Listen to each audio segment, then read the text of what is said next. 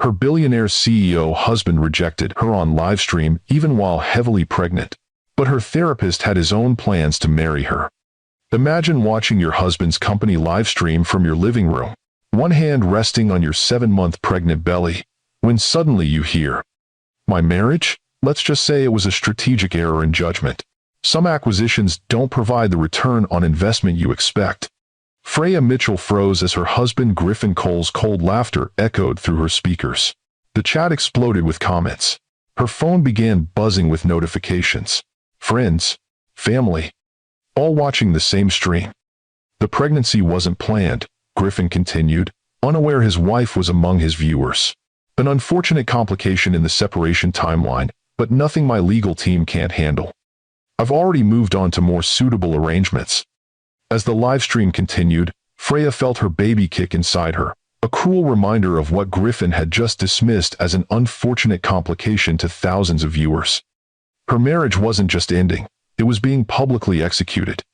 And that was only the beginning of her story. Freya stared at the screen, her husband's words replaying in her mind like a horrible echo. Her hands trembled as she reached for her phone, now lit up with messages of concern, shock, and the morbid curiosity of acquaintances who smell drama. "Freya, are you watching this? Call me." From her best friend Iris. "Oh my God, is this for real? Are you okay?" From her sister. And then, the first of what would soon become an avalanche of notifications from social media, strangers tagging her, commenting on her public photos with Griffin, speculating about what she'd done to deserve such public humiliation. The livestream was supposed to be a standard quarterly update for Cole Innovations, where Griffin typically discussed business projections and product launches. Freya had tuned in out of habit, a remnant from the days when she'd been proudly supportive of her husband's empire.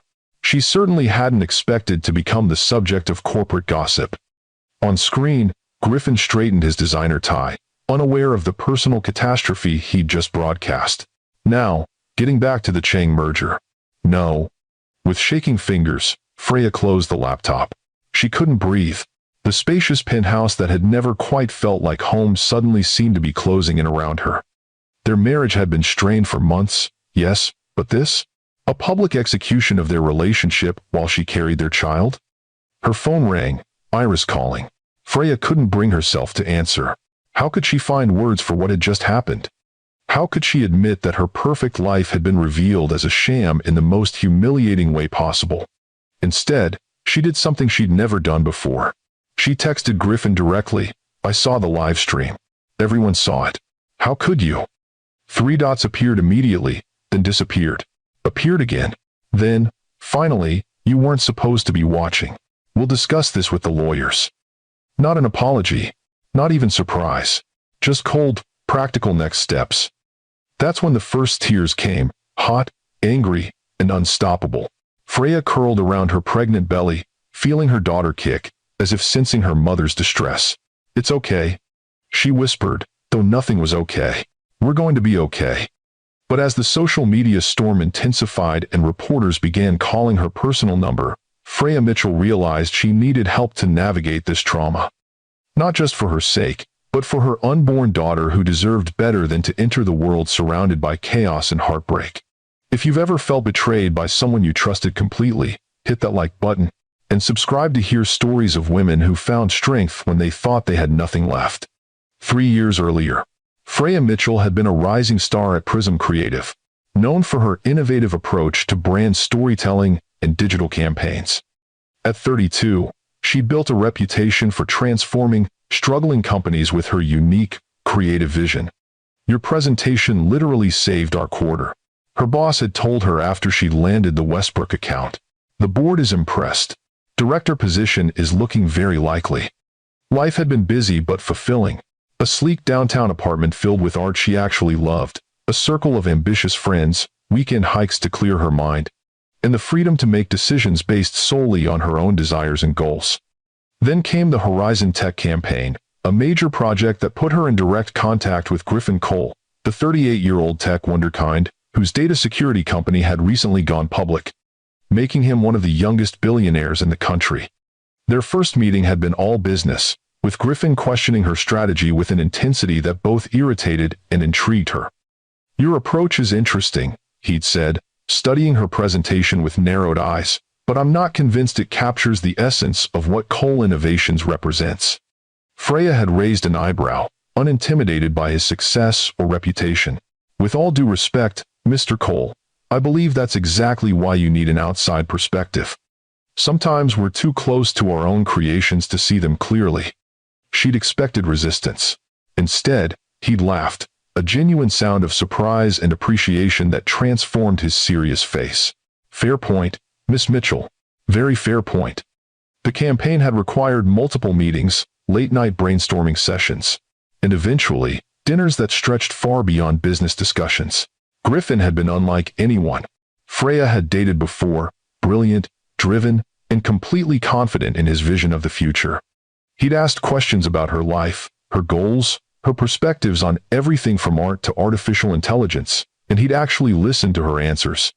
You see things differently, he told her one night as they walked along the waterfront after dinner. It's refreshing to be around someone who challenges my thinking. When he'd asked her to accompany him to a tech conference in Tokyo, strictly professional, of course, she'd surprised herself by accepting. The week in Japan had changed everything. Away from their usual environments, something had shifted between them. The professional boundaries had blurred, then disappeared entirely. I wasn't looking for this, Griffin had admitted, brushing her hair back from her face as they stood on the hotel balcony overlooking the glittering Tokyo skyline. But I can't deny what's happening between us.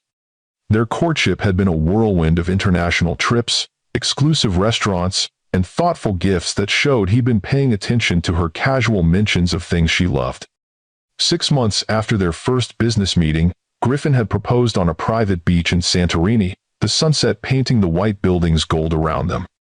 You make me better, he'd said, kneeling in the sand with a ring that had undoubtedly cost more than her annual salary. You see past the CEO to the man underneath. I want to build a life with you, Freya. The transition from independent, creative professional to billionaire's wife hadn't been seamless. Freya had initially intended to keep her career, but the demands of Griffin's world quickly made that difficult. There were charity galas requiring her presence, dinner parties with potential investors, international trips where she was expected to charm business partners' spouses. It would really help if you could focus on our social calendar right now, Griffin had suggested 3 months into their marriage. This Qatar deal is crucial, and having you manage our public image would be invaluable. You can always go back to your projects later. Later never seemed to come. Slowly, her creative work had been replaced by the full-time job of being Mrs. Griffin Cole, perfectly dressed, unfailingly charming, and increasingly invisible as an individual with her own thoughts and ambitions. The first time she'd realized something was fundamentally wrong had been at a dinner with Griffin's board members, when she'd offered an insight about their new user interface design. My wife has such interesting hobbies, Griffin had said with an indulgent smile, patting her hand before smoothly changing the subject. Later that night, she confronted him. You completely dismissed my input. I was a professional in that field before we met, remember? I was protecting you, he'd replied, his tone suggesting she should be grateful. Jensen would have torn your idea apart. He's ruthless about product design. Besides, they weren't there to hear about interface suggestions. Then what was I there for? She'd asked. Griffin had looked genuinely confused. To support me, of course. To be my wife. As if that explained everything. As if being his wife was a role with clear parameters that didn't include having professional opinions. After that, Freya had tried harder to fit herself into the shape of the person Griffin seemed to want, interested but not too opinionated, elegant but not attention-seeking, supportive without requiring support in return. She'd buried her creative impulses, focusing instead on being the perfect corporate wife. For a while, it had worked. Griffin had seemed pleased with her adaptation, and she convinced herself that the hollow feeling in her chest was just the natural adjustment to a new life. You've really found your place, Griffin's mother had commented during a holiday gathering. Griffin needs stability at home to take risks in business. You're giving him that gift. Freya had smiled and nodded, ignoring the voice inside that whispered, but what about what I need? The pregnancy had been unplanned but not unwelcome, at least not for Freya. At 35, she'd started to wonder if motherhood would ever be part of her story. When the test had shown positive, she'd felt a surprising surge of joy, a sense that this child might fill the growing emptiness in her carefully curated life. Griffin's reaction had been less enthusiastic. A baby? Now? He'd stared at the test in her hand as if she were holding a snake. We haven't discussed this. It doesn't align with our 5-year plan. Eva. Plans change, she'd said, trying to keep her voice light despite the sinking feeling in her stomach. Sometimes in wonderful ways. He paced their bedroom, running calculations in his head the way he approached business problems. The Asian expansion is happening next quarter. The IPO for the security division is being fast-tracked. This timing is problematic. This is a baby, Griffin. Our baby. Not a scheduling conflict. He'd softened then, coming to sit beside her on the bed. You're right. I'm sorry. It's just unexpected.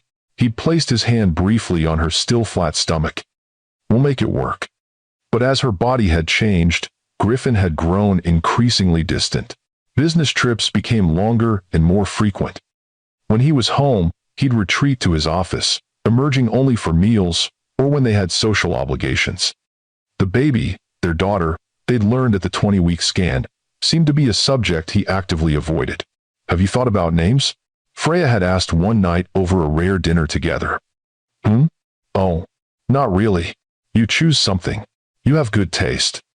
This is our daughter, Griffin. Don't you want input on her name? He glanced up from his phone, irritation flashing across his features. Honestly, Freya, I'm dealing with a potential security breach that could cost us millions. Can we discuss baby names another time? Another time never came. As her pregnancy progressed, Freya found herself increasingly alone in their massive penthouse, preparing for motherhood in a vacuum of support. She hired a designer for the nursery herself. She attended birthing classes with Iris instead of her husband. She registered for hospital tours and pediatrician interviews without consulting Griffin, who seemed to have mentally checked out of both their marriage and impending parenthood. The Livestream betrayal at 7 months pregnant hadn't come completely out of nowhere, but the public nature of it, the casual cruelty of his words, had still blindsided her completely. Now, 3 days after Griffin's Livestream, Freya sat in her sister Maya's much more modest apartment, surrounded by hastily packed suitcases and the shattered remains of her dignity. Her phone continued to buzz with notifications, media requests, and concerned messages from people she hadn't spoken to in years. You need to eat something, Maya urged, setting a plate of toast in front of her. For the baby, if not for yourself. Freya stared at the food without seeing it. Did you know his lawyer already called? 3 days, Maya. It took him 3 days to serve me with separation papers. She laughed hollowly. Apparently, there's a clause in our prenup about public disparagement that I've supposedly violated. That's ridiculous. He's the one who trash-talked you to his entire company. Apparently, my sin was watching the live stream when it was clearly intended for shareholders and employees only, and then texting him about it, which could potentially damage company morale. His lawyer actually suggested I was trying to manipulate company stock with my reaction. Freya pressed her hands against her temples. How did I not see who he really was? Maya sat beside her, wrapping an arm around her shoulders. Because he didn't show you. Men like Griffin are experts at compartmentalizing. The person he was with you probably felt real because it was just only one slice of who he actually is. Freya leaned against her sister, the exhaustion of the past few days catching up to her.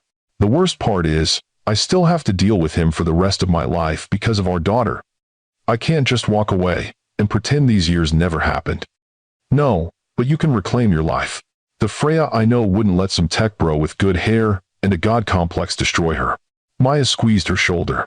Starting with taking care of your mental health. Iris sent over some therapist recommendations. Apparently, this Dr. Voss guy specializes in high-profile relationship trauma. Freya sighed, rubbing her swollen belly as her daughter kicked vigorously. I don't know if I'm ready to spill my guts to a stranger. Well, the stranger might be better than spilling your guts on social media, which I know you're tempted to do. Maya handed her a business card. Just one appointment. For my sake, so I can stop worrying that you're going to have this baby, while still in emotional shock. The card was simple and elegant. Dr. Callum Voss, clinical psychologist, specializing in life transitions and relationship recovery. Fine, Freya conceded. One appointment, but don't expect miracles. Dr. Callum Voss's office was nothing like Freya had expected. Instead of the sterile, clinical environment she'd imagined, the space felt more like a comfortable living room, warm lighting, comfortable furniture, and a notable absence of the typical diplomas and credentials on display. The man himself was equally surprising. In her mind, a therapist specializing in high-profile clients would be older, perhaps slightly intimidating. Dr. Voss appeared to be in his late 30s, with thoughtful gray eyes behind simple glasses and an understated presence that somehow made the space feel calmer just by his occupation of it. "Miss Mitchell," he greeted her, rising from his chair but not approaching too closely. "Thank you for coming. Please, make yourself comfortable wherever you like." Freya awkwardly maneuvered her pregnant body onto a plush sofa, acutely aware of how vulnerable she felt. "I should mention that I'm only here because my sister is worried about me. I'm not convinced therapy is what I need right now." Dr. Voss nodded, taking a seat in an armchair across from her. "That's completely understandable. Many people come to therapy at someone else's suggestion, especially during crisis periods. May I ask what you think you need right now, if not therapy?" The question caught her off guard. What did she need? The past week had been so focused on basic survival, finding somewhere to stay, avoiding reporters, trying to eat and sleep enough for the baby's sake, that she hadn't considered what might actually help. "I need," she faltered, then found herself answering honestly. "I need to understand how I didn't see this coming. I need to figure out how to stop feeling humiliated every time I remember that thousands of people heard my husband call our baby an unfortunate complication. I need to know how to build a life as a single mother when I've spent the last 3 years being nothing but Griffin Cole's wife." Dr. Voss didn't write anything down, just listened with complete attention. Those are all valid needs, and they're actually well suited to therapeutic work. But before we decide if this is the right approach for you, can I ask about your immediate support system? Who's helping you navigate the practical aspects of this situation? "My sister Maya is letting me stay with her. My friend Iris has been running interference with the press. I have people who care." Freya shifted uncomfortably. "But they can't really understand what this feels like. Being betrayed publicly while bringing new life into the world is an extraordinarily complex experience." Dr. Voss acknowledged.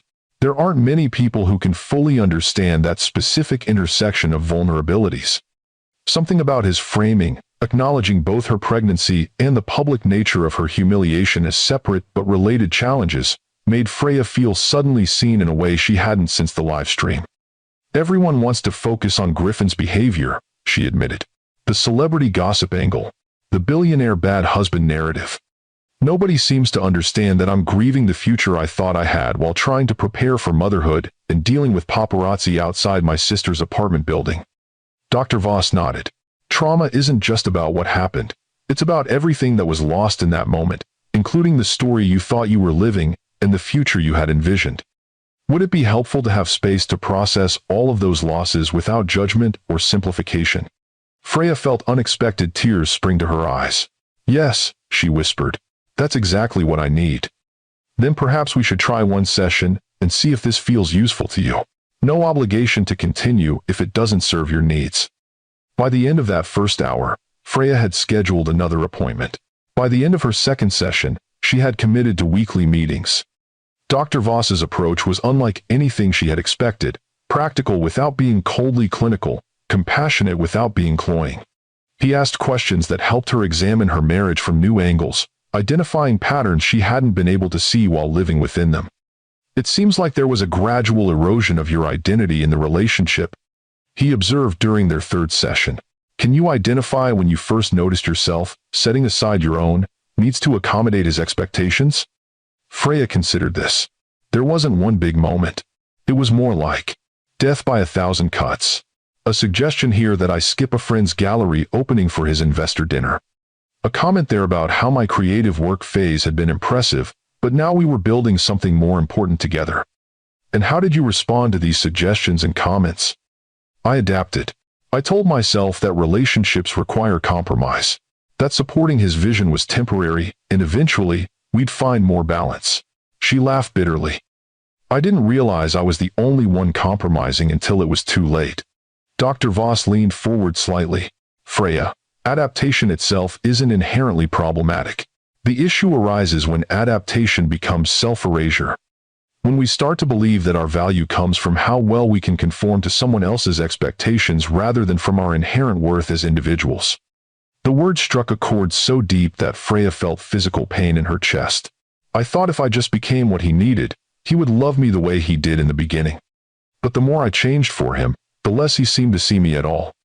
That's a common paradox in unbalanced relationships. The more you contort yourself to be what someone else wants, the less they value what you're offering because it no longer comes from an authentic place. He paused. What would it look like to reconnect with the Freya who existed before Griffin Cole? It was a question that haunted her for days afterward. Who had she been before?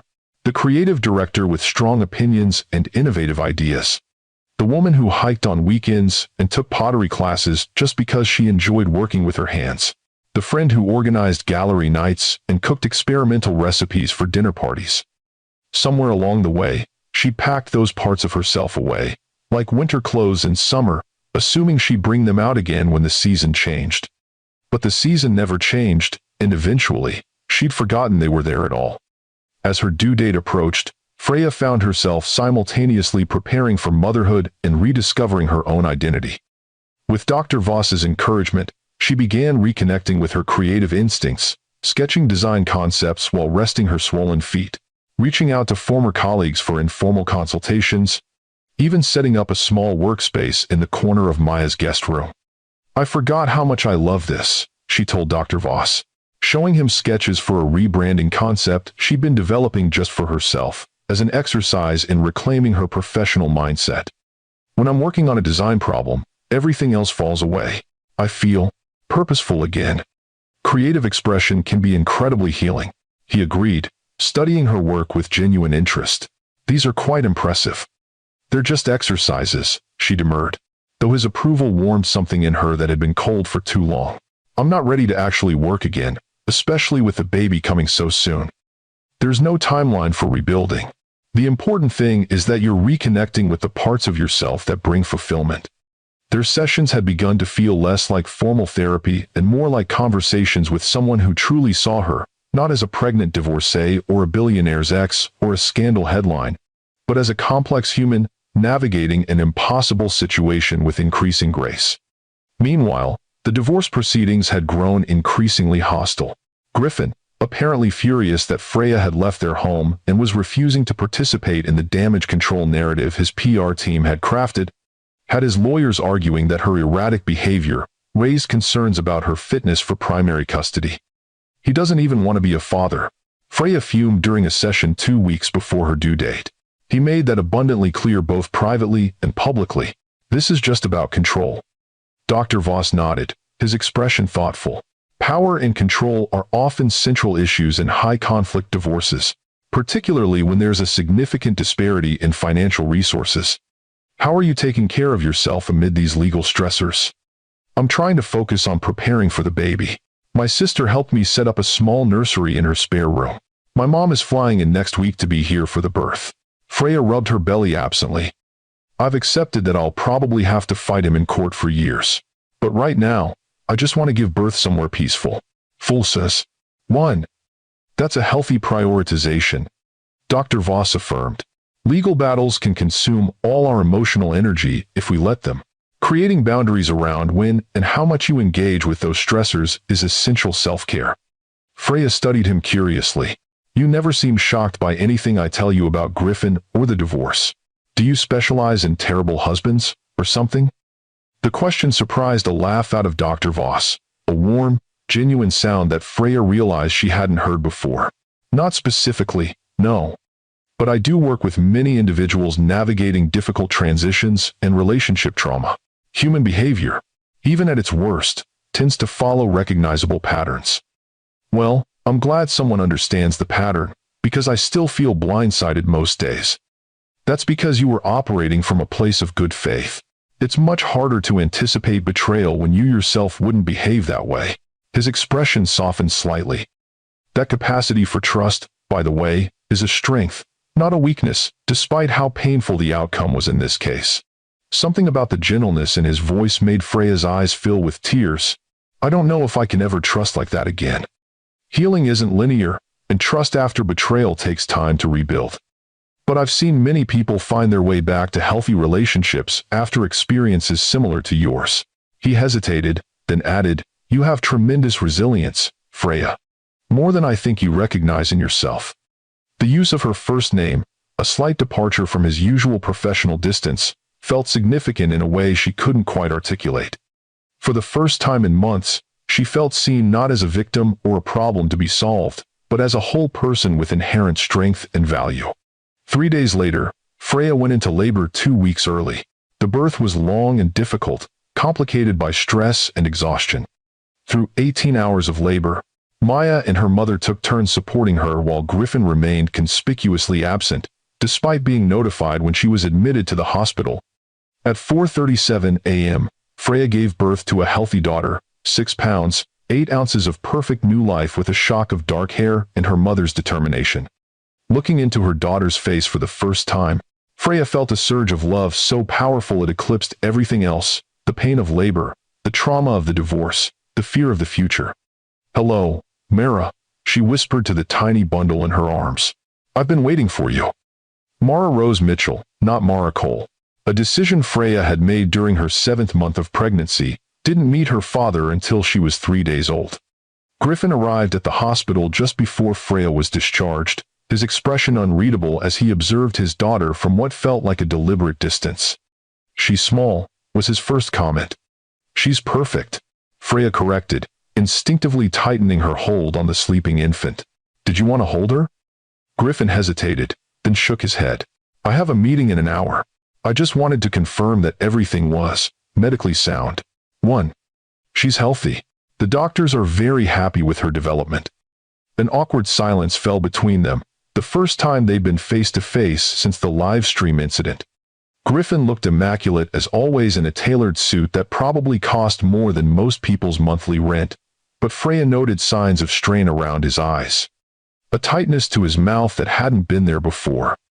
"My lawyers will be in touch about a visitation schedule," he said finally, "once things are more settled." 5. "You mean once she's older and can be handed off to nannies instead of actually parented?"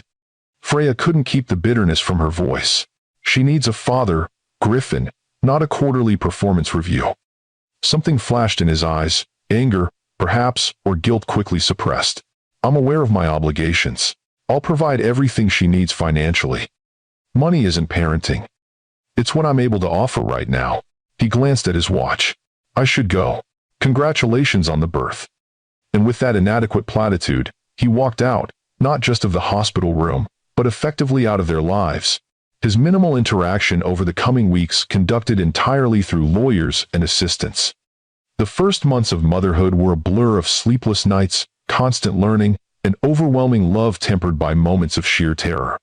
Freya moved from Maya's apartment to a modest 2-bedroom place of her own, funded by the temporary support established in the interim divorce agreement. She navigated pediatrician appointments, feeding challenges, and the emotional roller coaster of postpartum hormones while simultaneously trying to rebuild her sense of self. Through it all, her weekly sessions with Dr. Voss became an essential anchor. Unlike her well-meaning but often advice-heavy friends and family, he offered a space where she could be honestly messy, admitting to moments of regret, resentment, and overwhelming fatigue, without being met with immediate solutions or judgment.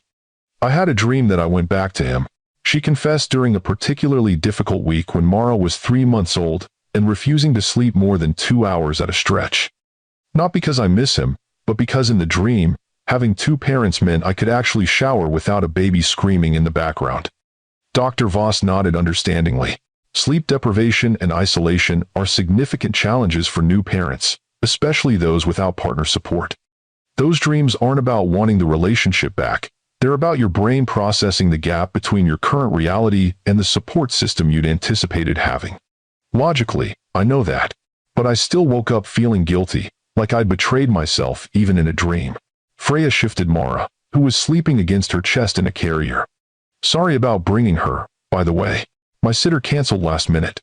"No need to apologize. I'm happy to accommodate her presence." His expression softened as he looked at the sleeping infant. "She's growing quickly. Too quickly in some ways, not quickly enough in others." Freya admitted with a tired smile. I keep waiting for the phase where she sleeps through the night. My sister says it's a myth invented to keep new parents from giving up entirely. Dr. Voss chuckled. There's certainly evidence that managing expectations is key to navigating early parenthood successfully. As they settled into their session, Freya found herself increasingly aware of subtle shifts in their therapeutic relationship. Dr. Voss had always been attentive and supportive, but there was something different now in the way he sometimes looked at her when he thought she was focused on Mara, a warmth that seemed to extend beyond professional compassion. She dismissed the observation as her own projection. After months of feeling invisible in her marriage, then reduced to a tabloid headline in her divorce, it was natural to misinterpret basic human kindness as something more significant. Besides, the therapeutic relationship had clear boundaries, and Dr. Voss had always maintained appropriate professionalism. What mattered was that these sessions were helping.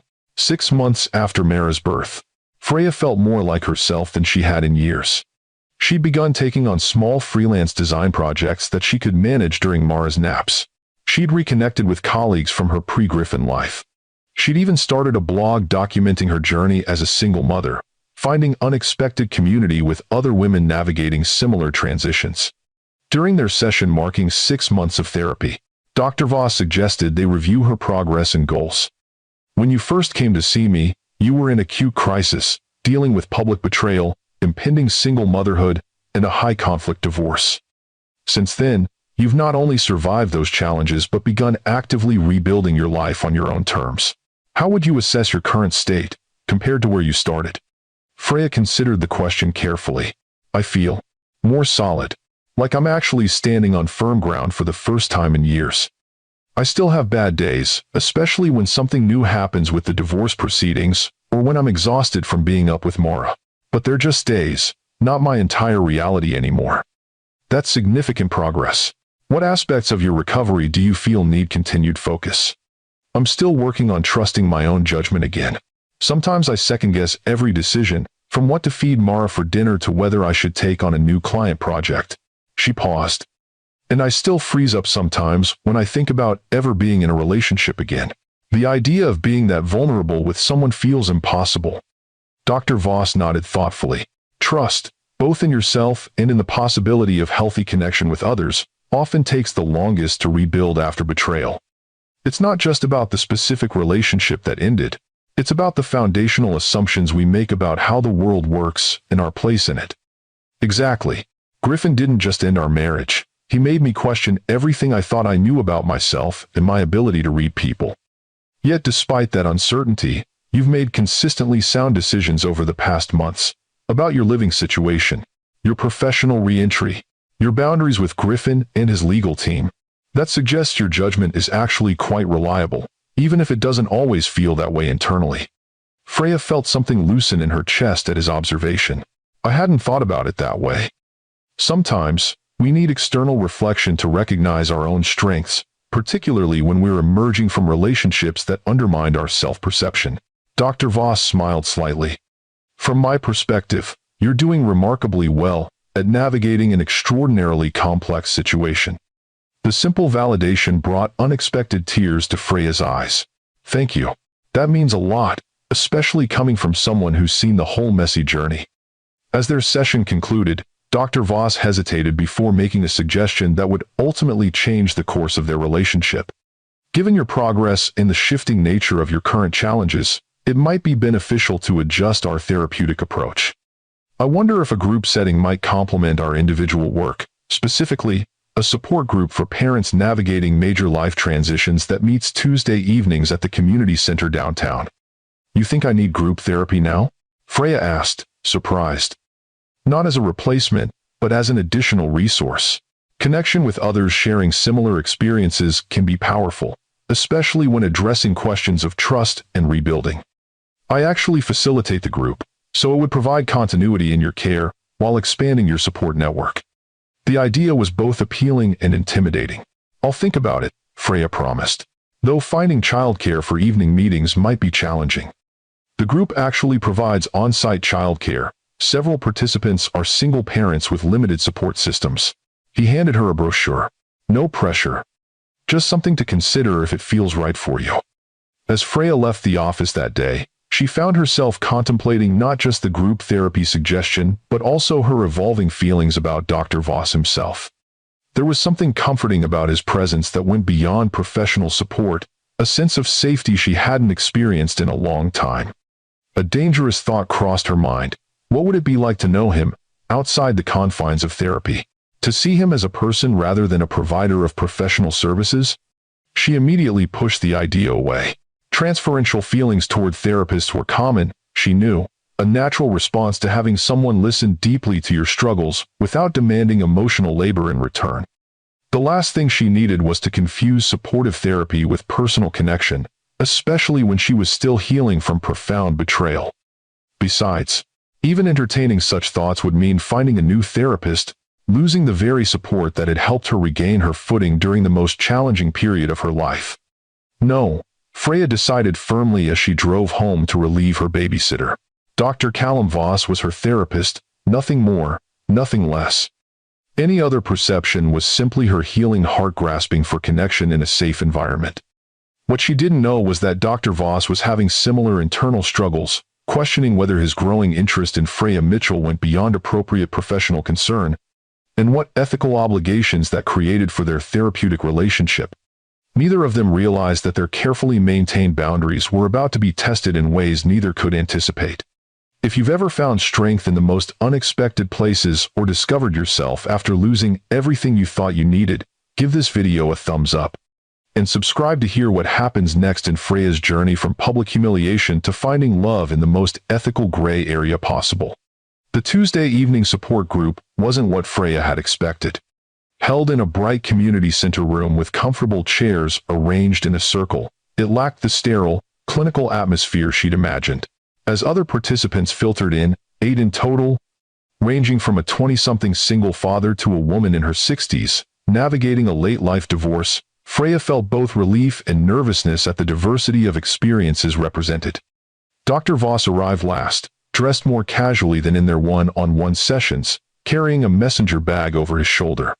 She noticed how different he seemed in this setting, still professional, but more relaxed, greeting participants with familiar warmth that suggested this group had been meeting for some time. "I see we have a new face tonight," he said after settling into his chair, his eyes meeting Freya's with an encouraging smile. "Would you like to introduce yourself, or would you prefer to just observe this first session?" "I can introduce myself," Freya said, shifting Mara on her lap before a volunteer childcare worker approached with arms outstretched. "I can take her to the children's area if you'd like," the young woman offered. "It's just through that door where you can see through the window. Most parents find it easier to participate without dividing their attention." After settling Mara with toys and other children under supervision, Freya returned to the circle, feeling strangely vulnerable without her daughter as a buffer. "I'm Freya," she began. "I'm 6 months into single parenthood after my marriage ended." Rather publicly, she hesitated, uncertain how much to reveal, but the supportive nods from several participants encouraged her. "I'm trying to rebuild my career while raising my daughter and dealing with ongoing divorce proceedings. Some days feel impossible, but I'm told that's normal." "Completely normal," confirmed a woman about Freya's age with a warm smile. "I'm Renee. 2 years into single parenthood after my ex decided fatherhood was too constraining for his artistic spirit. The impossible days do get less frequent, I promise." As the session progressed, Freya found herself drawn into conversations that felt refreshingly honest, people sharing frustrations, small victories, and practical strategies without the sugarcoating or judgment she often encountered elsewhere. Dr. Voss facilitated with a light touch, occasionally redirecting or offering perspective, but mostly allowing the group dynamic to flow naturally. What surprised her most was how differently she perceived him in this context. In their private sessions, their interaction was necessarily focused on her experiences and challenges. Here, she glimpsed other facets of his personality. A quick, understated wit, genuine empathy that extended to each participant, regardless of circumstances, and occasional references to his own life that humanized him in ways their therapeutic relationship hadn't allowed. "My sister raised 3 kids on her own after her husband died," he mentioned during a discussion about creating support networks. "She taught me that parenting was never meant to be a solo endeavor, regardless of relationship status." Communities used to naturally provide what many of us now have to intentionally construct. This casual reference to his family, something he'd never shared in their private sessions, shifted something in Freya's perception.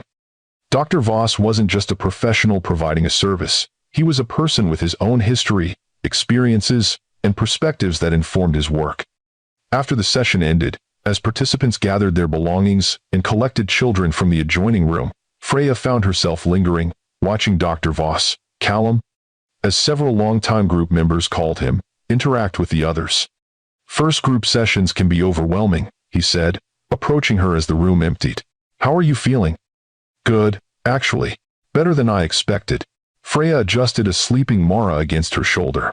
It's strange hearing other people articulate feelings I thought were unique to my situation. That's often the most powerful aspect of group work, the realization that our most isolating experiences are actually quite universal. You're different here, she observed before she could censor herself.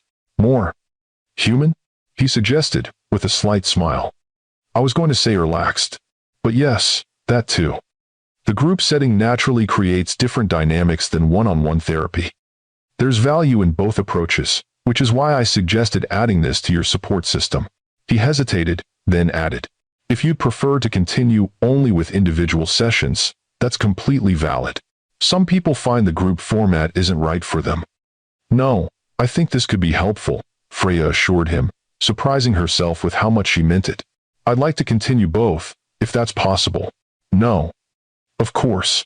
We can maintain our regular appointments, and you can attend group sessions as often as feels beneficial. He glanced at Mara, who was drooling slightly on Freya's shoulder. She seems thoroughly worn out. The childcare area was a hit. She rarely gets to play with other children. Freya shifted her weight, suddenly aware of how tired she was herself. I should get her home to bed. Of course. I'll see you Thursday for our regular session? Thursday, Freya confirmed, unexpectedly conscious of the way the community center's softer lighting cast shadows across his features, highlighting aspects of his face she hadn't fully appreciated in the clinical environment of his office. As she drove home, Mara sleeping soundly in her car seat, Freya found herself thinking about the evening with complicated emotions.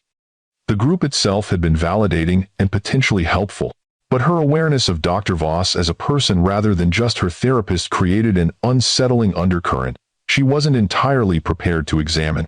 The following weeks brought unexpected momentum to Freya's rebuilding efforts.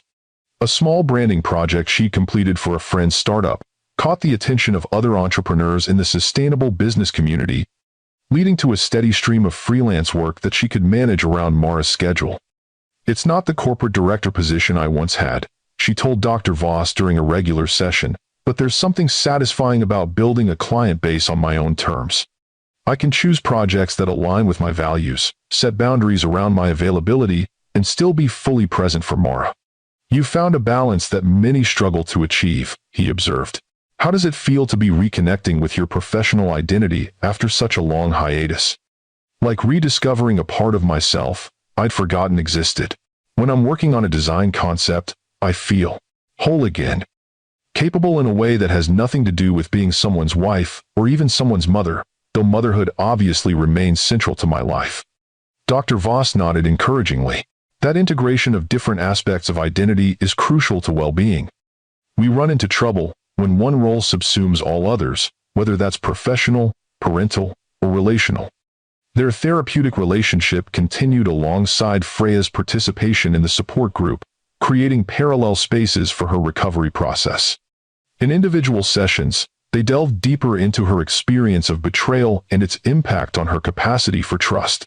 In group settings, she found practical solidarity and friendship with others navigating similar challenges.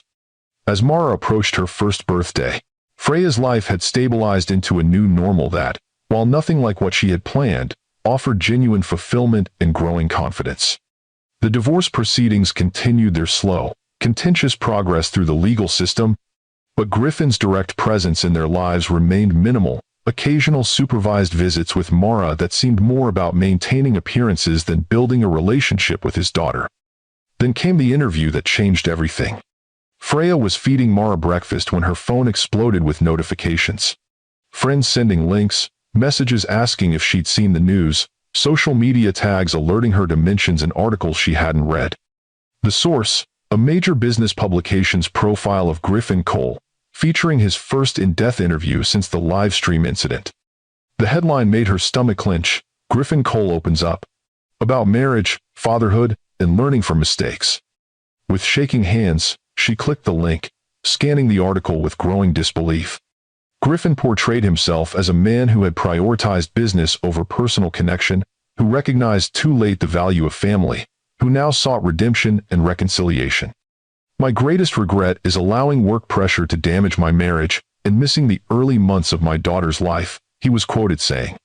Some mistakes can't be undone, but I'm committed to being the father she deserves and rebuilding trust with her mother, who has shown tremendous strength during this challenging time. Accompanying the article were professionally shot photos of Griffin looking contemplative in his office, holding a framed ultrasound image that Freya recognized from her pregnancy, an image he had barely glanced at when she'd excitedly shown it to him months earlier. Bile rose in her throat as she read his carefully crafted narrative of growth and regret, so completely at odds with his actual behavior toward her and Mara. The final paragraph revealed his motivation.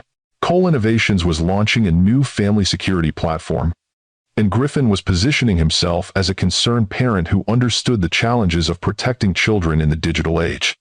I've gained perspective through personal experience, he claimed. As a father, I now see security through an entirely different lens. Freya was still staring at her phone in stunned disbelief when it rang. Griffin himself, for the first time in months. I assume you've seen the article, he said without preamble when she answered. I've seen your latest fiction, she replied coldly. Quite an imaginative take on recent events. The public loves redemption stories, Freya. This narrative benefits everyone, Cole Innovations, our shareholders, and yes, you and Mara too. How exactly does you lying about our relationship benefit Mara? Because a child with a reformed, loving father who made mistakes, but learned from them has a much better story than a child with a father who simply didn't want her. His voice was matter of fact, as if explaining a simple business concept. Public perception matters. This version allows us all to move forward with dignity. Except it's not true, Freya countered, anger building. You haven't changed. You haven't shown any genuine interest in being a father. You've been using the court system to harass me while providing the bare minimum legally required contact with your daughter. That's about to change. I've instructed my lawyers to seek a more extensive visitation schedule. My new family-focused initiatives require more authentic engagement with Mara. The calculated way he framed his sudden interest in their daughter as a business requirement rather than an emotional connection confirmed everything Freya had feared. She's not a marketing prop, Griffin. She's my child, and I have rights that I haven't fully exercised up to this point. My team will be in touch with the details. He paused. There's also the matter of the Hampton Media profile they want to do, a tasteful at-home piece featuring you, me, and Mara, presenting a united co-parenting front. You can't be serious. Completely serious. It would benefit all of us. The public loves seeing mature adults putting children first despite personal differences. But that's not what's happening here. You're using our daughter to sell security software. I'm creating a narrative that gives her a father she can be proud of rather than one who made regrettable comments during a stressful business period. Most people would consider that a gift. After ending the call, Freya sat motionless at her kitchen table, Mara babbling happily in her high chair, unaware of the storm brewing around her young life. The audacity of Griffin's request, no, his assumption, that she would participate in his public rehabilitation campaign left her breathless with anger and anxiety. Within the hour, his legal team had indeed made contact, outlining a proposed revision to their custody arrangement that would grant Griffin significantly more access to Mara, including overnight visits that would begin once appropriate, child-friendly accommodations were established in his residence. By the time her therapy appointment arrived 2 days later, Freya was oscillating between rage and panic. She relayed the situation to Dr. Voss in a torrent of words, pacing his office while Mara played contentedly on a blanket with toys he'd begun keeping specifically for her visits. He's trying to use her as a prop in his corporate rebrand, she concluded, finally dropping into her usual chair. And he has the resources to drag this through court indefinitely if I don't cooperate. Dr. Voss had listened attentively, his expression revealing more concern than his usual therapeutic neutrality. "This is a complex situation with both legal and emotional dimensions," he acknowledged. "Have you consulted your attorney about the custody modification request?" "Yes. She says we have strong grounds to oppose it based on his minimal involvement so far, but also warned that courts generally favor increasing paternal engagement unless there's evidence of potential harm to the child." Freya ran her hands through her hair in frustration. "Griffin can present perfectly in court. He can hire experts to testify about his parenting potential. He can create the illusion of having been kept from his daughter rather than having chosen to be absent. What about the media appearance he's requesting? Are you legally obligated to participate in that?" "Apparently not, but refusing could be framed as uncooperative co-parenting behavior." She glanced at Mara, who was happily gumming a fabric block. "I feel trapped. If I fight him, I look vindictive. If I cooperate, I'm complicit in his manipulation of the situation." Dr. Voss was quiet for a moment, seeming to weigh his response carefully. "You've worked incredibly hard to rebuild your sense of self and create stability for Mara after profound betrayal. What do you feel would be most consistent with the values you've established during that process?" The question cut through her anxiety, creating space for clarity. "Authenticity," she said after a moment. "I've promised myself I wouldn't pretend things are other than what they are, not for social media, not for others' comfort, and certainly not for Griffin's corporate image." "That sounds like a solid internal compass to navigate by," Dr. Voss affirmed. "While the legal aspects require strategic thinking, the personal decision about participation in his narrative is ultimately about your integrity and the example you want to set for Mara as she grows."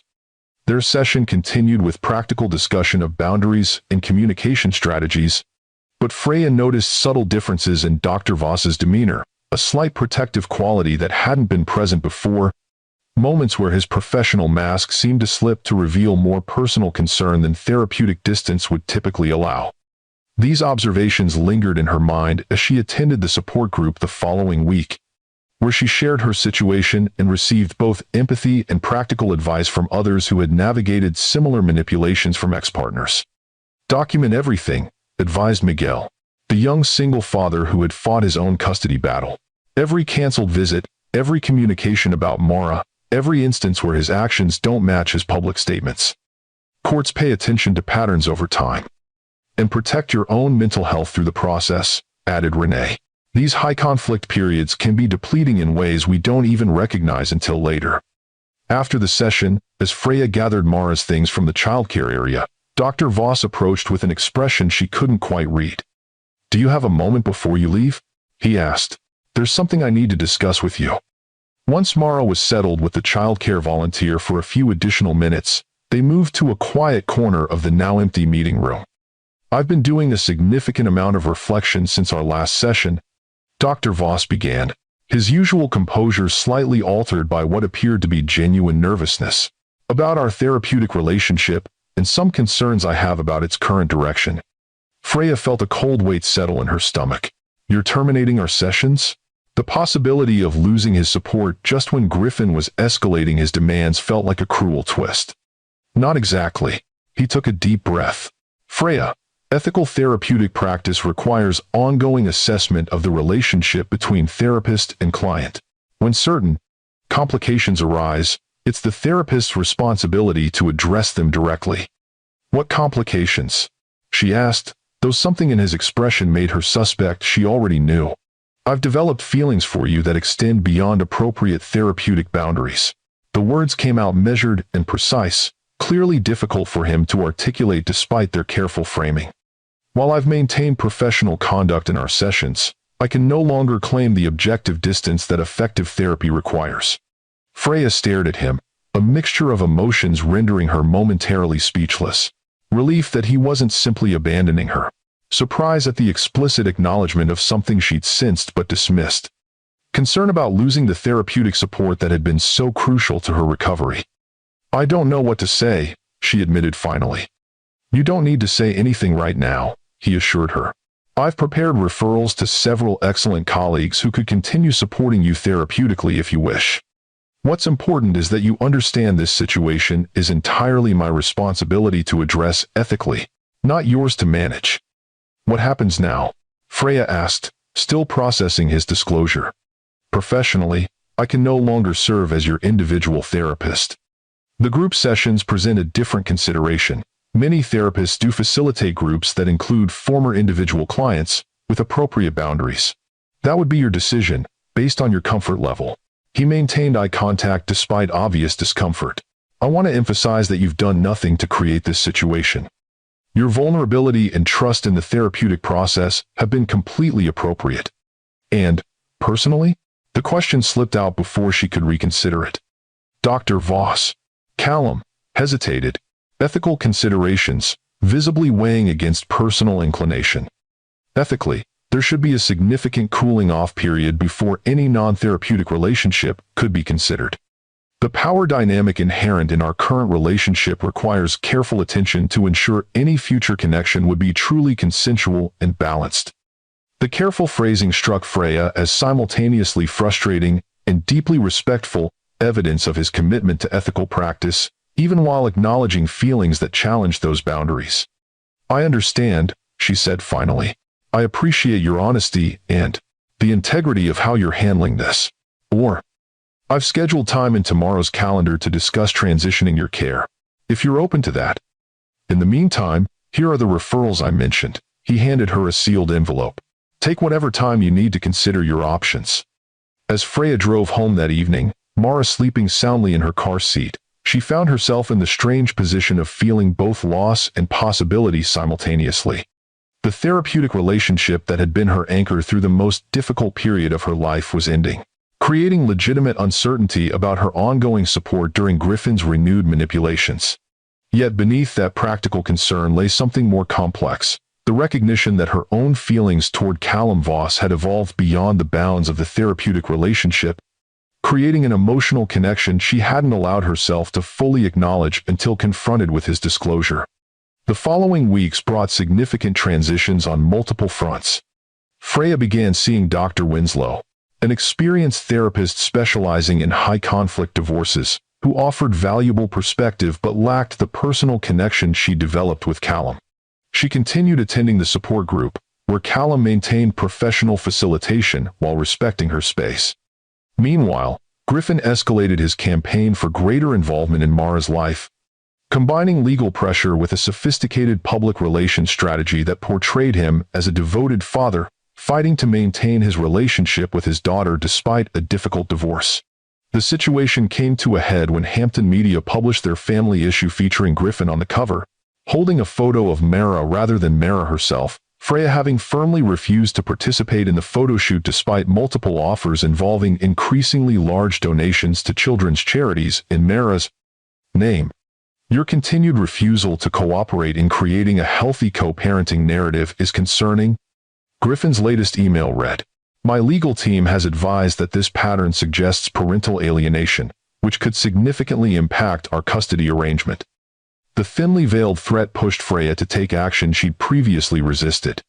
After consulting with her attorney, she agreed to a controlled interview with a respected journalist known for in-depth reporting rather than sensationalism. I'm not trying to damage Griffin's relationship with Mara, she explained during their preliminary conversation. I'm trying to ensure it's authentic rather than performative. My concern is that his sudden interest coincides precisely with a business initiative that benefits from a family-focused public image. The resulting article presented a nuanced view of the situation, including documentation of Griffin's minimal involvement during Mara's first year, contrasted with his recent media campaign positioning himself as a devoted father. While not overtly accusatory, the piece raised questions about the timing of his renewed interest and the corporate advantages of his parental rebranding. Griffin's response was swift and furious, a late-night call filled with cold anger and explicit threats. You've made a serious mistake, he told her, his voice tight with controlled rage. I was willing to be generous in our final settlement. Now I'll be pursuing maximum custody and minimum support. On what grounds? Freya challenged, heart pounding but voice steady. Your involvement with Mara has been performative at best, and the court has access to visitation records showing how many scheduled times you've canceled or cut short. Courts favor fathers who actively seek involvement, regardless of past patterns. My resources allow me to provide advantages you simply cannot match. His tone shifted to something almost pitying. You've built this narrative of independence, Freya, but the reality is you're a single mother with a fledgling freelance career. I'm a billionaire CEO who can give our daughter every possible opportunity. After the call ended, Freya sat in her darkened living room, fear and anger coursing through her in equal measure. Griffin's resources did create a significant imbalance in their legal battle, regardless of the actual merits of their respective positions. His ability to hire experts, extend proceedings, and potentially overwhelm her financially posed a genuine threat to the stability she'd worked so hard to create. Unable to sleep and needing perspective outside her own anxious thoughts, she found herself texting the one person whose insight she most trusted, despite their complicated current status, Callum. I know it's late and this crosses boundaries we've established, but Griffin is escalating the custody situation, and I could use a clear perspective. Coffee tomorrow, if you're available? His response came quickly, suggesting he was also awake despite the late hour. Farmers Market Cafe, 10 a.m.? Neutral location, public setting. The careful parameters he suggested, daylight, public space, specific time frame, reflected his ongoing attention to ethical considerations, even while responding to her request for support. The thoughtfulness of this approach only reinforced Freya's growing recognition that her feelings for him extended far beyond gratitude for therapeutic guidance. The following morning, sitting across from Callum at an outdoor cafe table, Freya was struck by how different their interaction felt outside the therapeutic context. Without the implicit structure of their previous roles, there was both greater freedom and greater uncertainty in their conversation. "Thank you for meeting me," she began, cradling her coffee cup. "I wasn't sure if you would." "I've been concerned about you," he admitted. "I've seen Griffin's media campaign and suspected it might be creating additional pressure." Freya nodded, then detailed the recent escalation, the threats, the implications about her parenting, the leveraging of his resources to overwhelm her legally. As she spoke, she watched Callum's expression shift from professional concern to something more personal, his careful neutrality giving way to evident protectiveness. "He's attempting to control the narrative through intimidation," Callum observed when she finished. "It's a pattern consistent with his previous behavior, just adapted to the current circumstances." Number 4. The problem is, his intimidation is backed by actual power. He can afford to drag this through court indefinitely. I can't. That's a legitimate practical concern, but it doesn't change the fundamental reality that his interest in Mara appears motivated by image management rather than genuine connection. Callum hesitated, then added, "Have you considered proposing a structured parenting plan that includes professional supervision initially? It would provide documentation of his actual interaction with Mara, while protecting her from being used as a prop." My lawyer suggested something similar, but Griffin rejected it immediately. He wants the appearance of normal father-daughter time without the accountability of oversight. They continued discussing practical strategies for about 45 minutes, maintaining focus on Mara's well-being and the legal situation rather than their personal feelings. As their coffee cups emptied, however, the conversation naturally shifted. "How are you finding work with Dr. Winslow?" Callum asked, his professional interest genuine despite their changed circumstances. "She's knowledgeable and helpful," Freya acknowledged. "But it's different. I find myself editing my thoughts more, worrying about how things sound rather than just speaking." Freya. That's not unusual when building a new therapeutic relationship. Trust takes time to develop. It's not just that. Freya met his eyes directly. "The truth is, I had feelings for you too. Feelings that complicated our therapeutic work from my side as well, though I tried to ignore them." Callum's expression reflected both surprise and something like cautious hope. "I suspected that might be the case, but it would have been inappropriate for me to explore that possibility while serving as your therapist." "I know. I respect how you've handled everything." She took a deep breath. "So where does that leave us now? You mentioned a cooling-off period being ethically necessary." Most ethical guidelines suggest at least 6 months to a year after termination of therapy before considering any personal relationship," he explained. "It's meant to ensure the power dynamic has sufficiently dissipated for truly consensual connection." And the support group? Many people find continued participation valuable, even after individual therapy concludes. If you're comfortable with it, Your attendance doesn't present the same ethical concerns as one-on-one therapeutic work. Freya considered this information, appreciating his continued transparency about professional boundaries even as they explored the possibility of something beyond them. So, we potentially revisit this conversation in 6 months? She clarified. If that's something you want. He confirmed. With no pressure or expectation. Your recovery and Mara's well-being remain the priorities, regardless of any personal connection we might explore in the future. As they parted ways, Freya felt a curious mixture of disappointment and respect, disappointment at the necessary delay in exploring their connection, respect for the integrity with which Callum approached the situation. Unlike Griffin, whose relationship seemed primarily transactional, Callum demonstrated consistent concern for her autonomy and well-being above his own desires. The contrast between these two men, one who had been her husband, one who might someday be something more than her former therapist, couldn't have been clearer.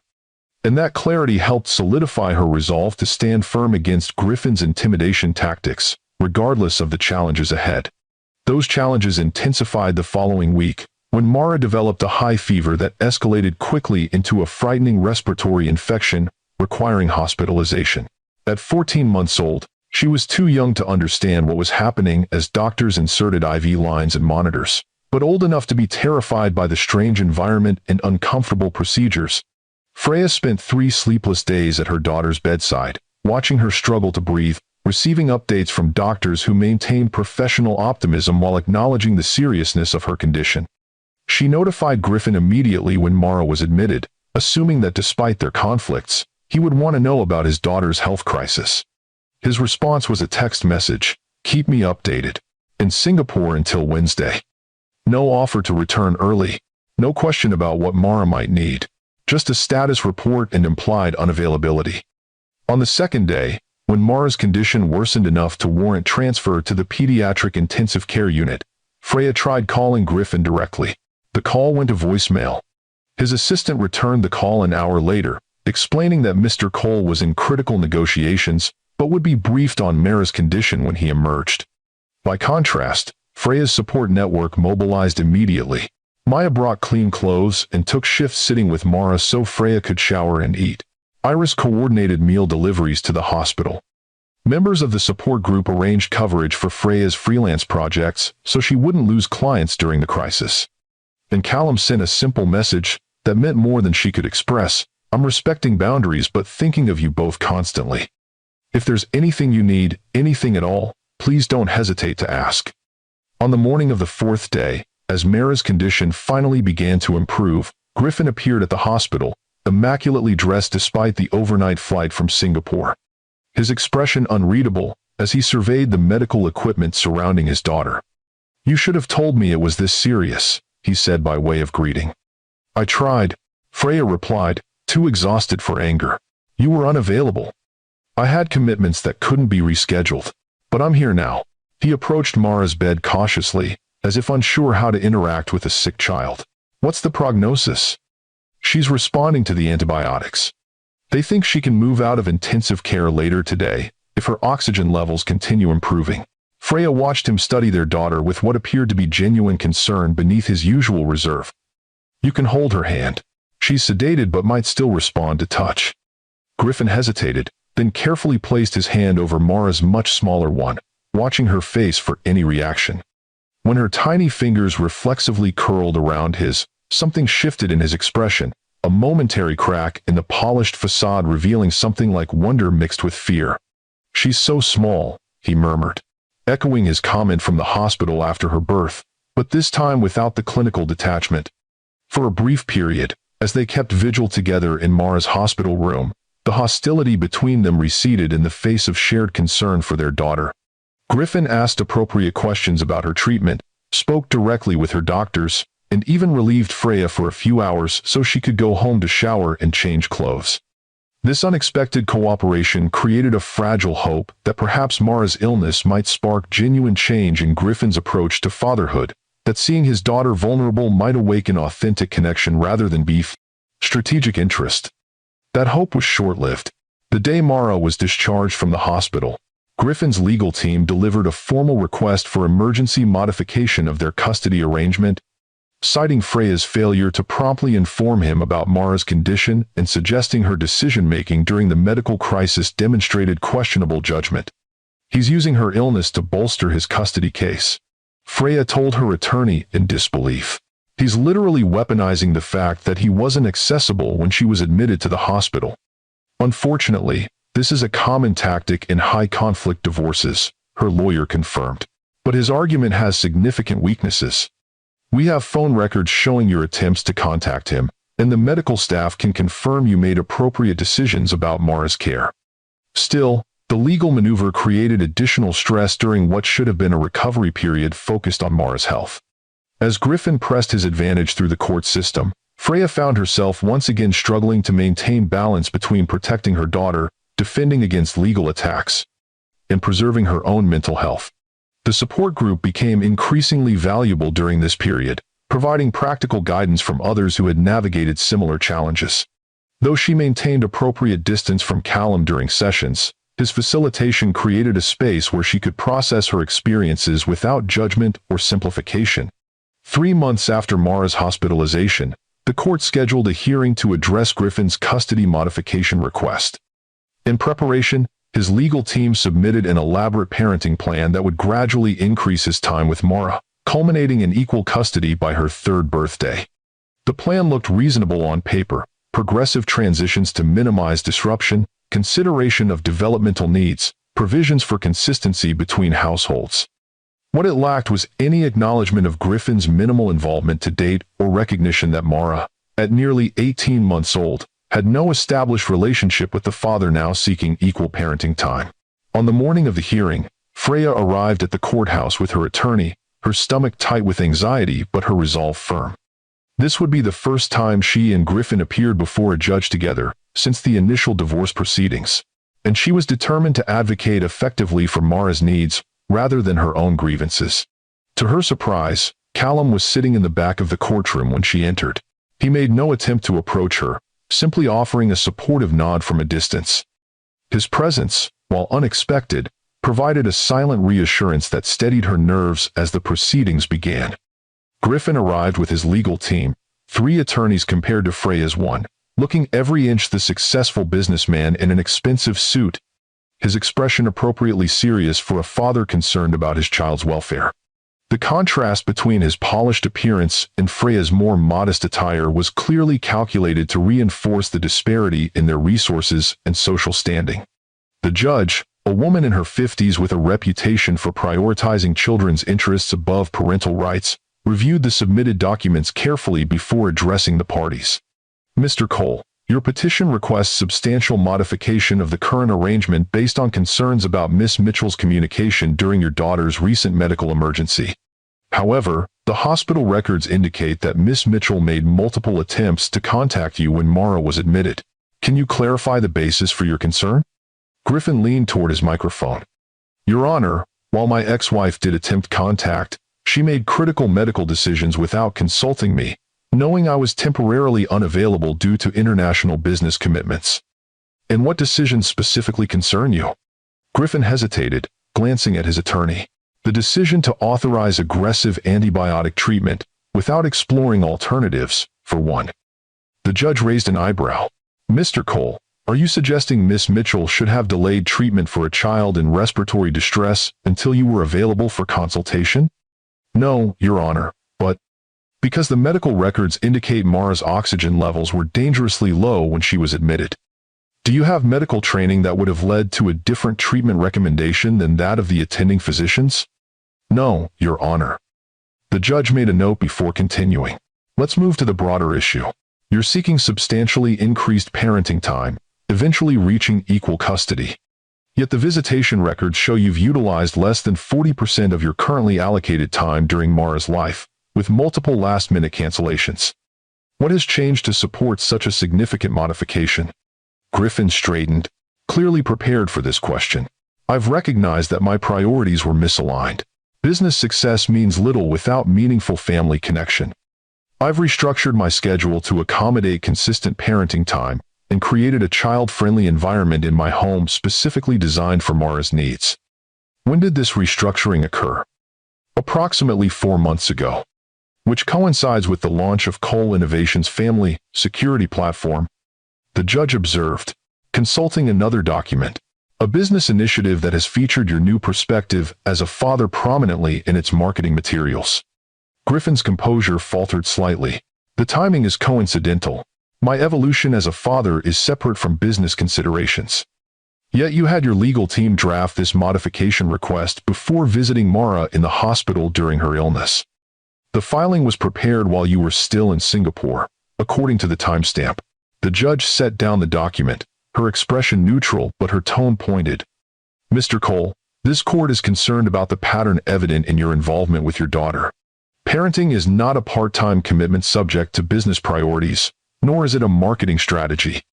The hearing continued for another hour, with both sides presenting arguments and evidence. Throughout the proceedings, the judge's questions revealed careful attention to the details of Mara's actual experiences rather than the theoretical parenting plan Griffin proposed. When the judge finally delivered her ruling, Freya felt a surge of validation tinged with lingering concern about future battles. The court denies the request for emergency modification of the current custody arrangement, the judge announced. While Mr. Cole is entitled to build a relationship with his daughter, that process must prioritize Mara's emotional security and developmental needs, not adult schedules or preferences. She outlined a gradual approach that maintained Freya's primary custody while establishing clear expectations for Griffin's consistent involvement before any expansion of his parenting time would be considered. Mr. Cole, this court recognizes your stated desire for greater involvement in your daughter's life. However, relationships are built through consistent presence, not legal declarations. The modified visitation schedule provided today offers structure for developing that consistency while respecting Mara's need for stability. Turning to Freya, the judge added, Miss Mitchell, the court acknowledges your appropriate prioritization of Mara's well-being. While you must continue facilitating the father-daughter relationship, you are not required to participate in public appearances or media opportunities that serve purposes beyond Mara's best interests. As they left the courtroom, Griffin approached Freya directly, his expression tightly controlled but anger evident in his rigid posture. This is a temporary setback, he said quietly. I still intend to pursue equal custody. It doesn't have to be adversarial, Griffin, Freya replied, surprising herself with the absence of anger in her own voice. If you genuinely want a relationship with Mara, build one. Show up consistently. Put her needs before business opportunities. Be the father you claim to want to be in those interviews. Don't presume to lecture me on parenting, he snapped, then seemed to catch himself, glancing around at potential witnesses to his loss of composure. In a more measured tone, he added, my attorneys will be in touch about implementing the new schedule. As he walked away, Freya felt a weight lift from her shoulders. The judge had seen through Griffin's performance to the underlying reality, validating her concerns while still respecting Mara's right to a relationship with both parents. Outside the courthouse, she spotted Callum waiting near the steps, maintaining a respectful distance but clearly wanting to check on her. After thanking her attorney and confirming their next steps, Freya approached him with a mixture of surprise and appreciation. You came to the hearing, she observed. I hope that wasn't overstepping, he replied. I wanted to offer support, even if from a distance. It wasn't overstepping. It meant a lot, actually. Freya glanced back at the courthouse. The judge saw through Griffin's performance. She basically told him to be a real father before asking for equal custody.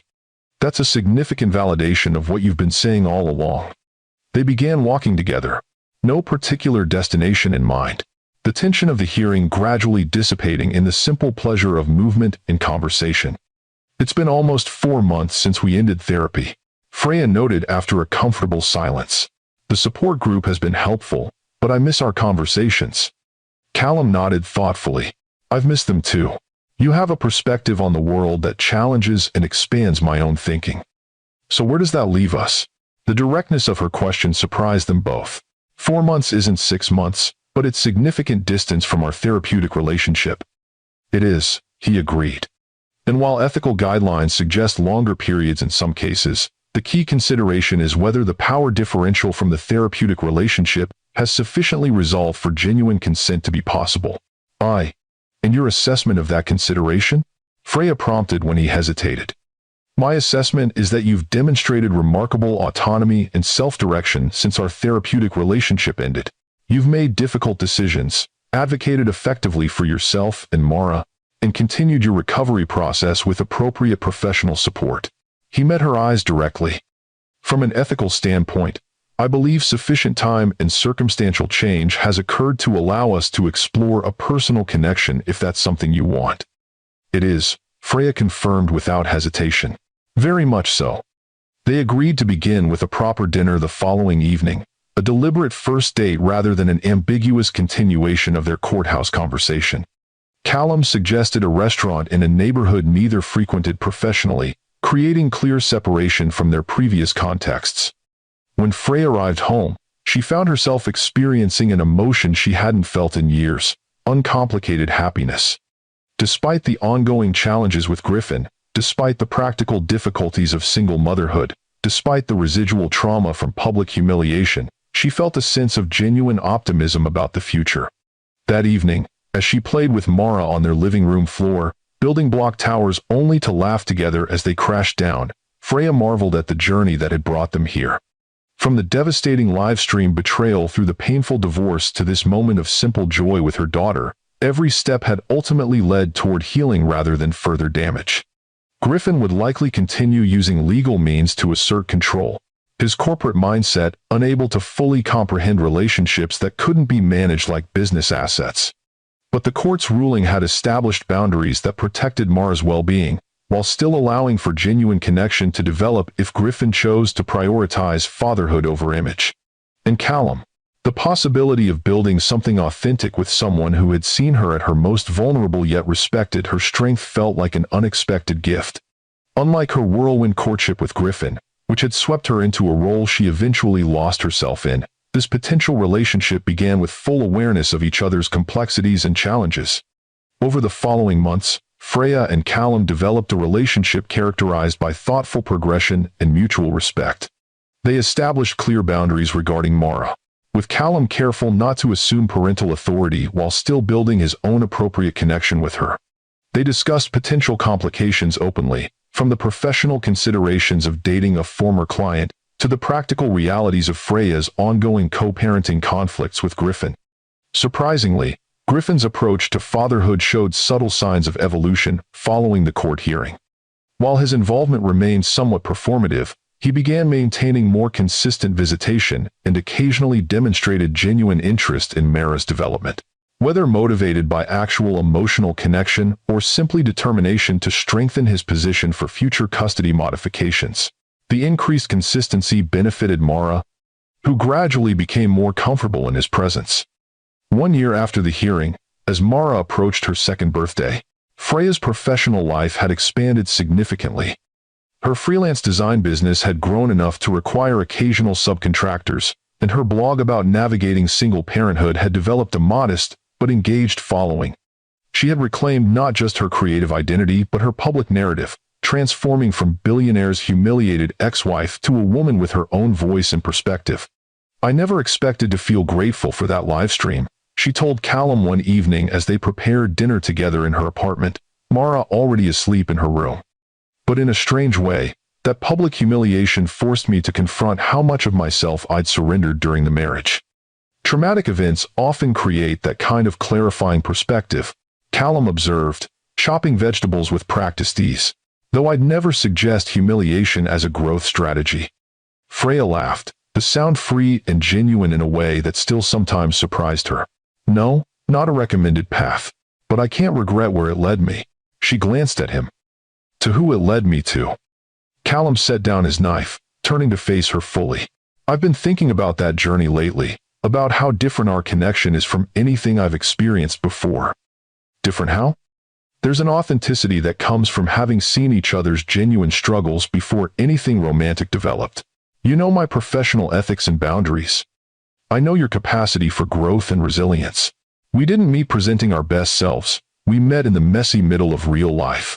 Freya nodded, understanding exactly what he meant. No performances, no strategic impression management, just real people with real complexities. "Exactly." Callum took her hand, his expression serious but warm.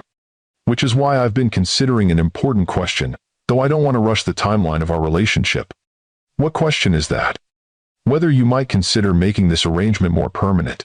Not immediately, he added quickly, but as a direction we're intentionally moving toward. A shared future rather than parallel presents occasionally intersecting. The proposal, framed with characteristic thoughtfulness rather than dramatic gesture, touched Freya deeply. Are you asking me to marry you eventually? I'm asking if that's a conversation you'd be open to having when the timing feels right for both of us, particularly given Mara's needs and the ongoing complexities with Griffin. Freya considered his question with the careful attention it deserved, appreciating that even in this moment, he prioritized mindful consideration over emotional impulse. Yes, she said finally. That's definitely a conversation I want to have, and a direction I want to move toward. As they sealed this understanding with a kiss, Freya reflected on the contrast between this thoughtful progression and the whirlwind that had characterized her relationship with Griffin. The difference wasn't just in the men themselves, but in who she was in relation to them, no longer the woman desperate to shape herself into someone worthy of being chosen, but a person confident in her inherent value and clear about her own desires.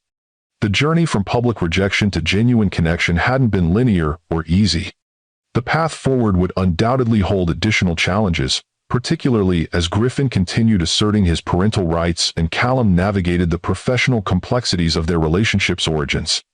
But standing in her kitchen with a man who had seen her at her most broken yet recognized her strength throughout, Freya felt certain of one thing. True connection wasn't about perfect circumstances or fairy tale narratives.